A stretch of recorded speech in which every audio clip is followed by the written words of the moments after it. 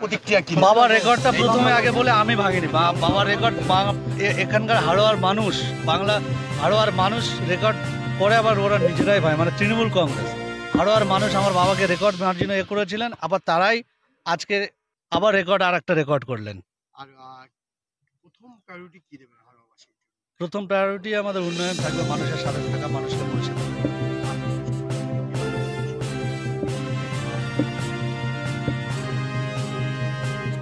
বলা একটাই, আমাদের দেখুন, আমাদের একটাই কথা থাকে, শুধু উন্নয়ন করা, মানুষের সাথে থাকা, মানুষের সাথে থেকে মানুষকে পরিষেবা দেওয়া, সম্প্রীতির কথা বলা, উন্নয়নের কথা বলা, উন্নয়ন করা, এটাই আমাদের মূল লক্ষ্য। পরাজিত প্রার্থী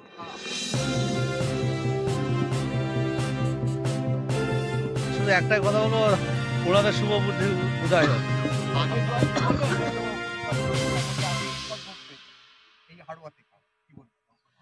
এই রেকর্ড ভোটটা দেখুন, এটার জন্য সম্পূর্ণ হচ্ছে মমতা বন্দ্যোপাধ্যায়।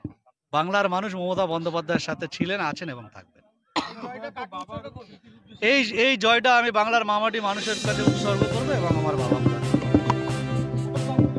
প্রথম কাজ হচ্ছে আমার বাবার অসম্পূর্ণ কাজকে আমাকে সম্পূর্ণ করা, এবং হাড়োয়ায় যে হসপিটালটা আছে ওটাকে আমাকে মডিফাই করা, এবং কি কি প্রয়োজন আছে, কি কি লাগবে সেটা করে অসপিটালটাকে। নির্বাচনের আগে বারবার দেখাচ্ছিল গোষ্ঠীদ্বন্দ্ব, হাড়োয়াতে কোনো গোষ্ঠীদ্বন্দ্ব নেই। দেখুন, কোনো দাবি থাকতে পারে, সেই দাবিগুলোকে, সব দাবিতে আমি অনৈতিক বলে মনে করি না। সেটা দল সিদ্ধান্ত নিয়েছেন এবং সেই সিদ্ধান্তকে সবাই মেনে নিয়ে সবাই মাঠে নেবে কাজ করেছিলেন বলে এত বড় একটা জয় সম্ভব হয়েছে। আমি হয়তো এত বড় আশা করেছিলাম, কিন্তু এতটা আশা করেনি।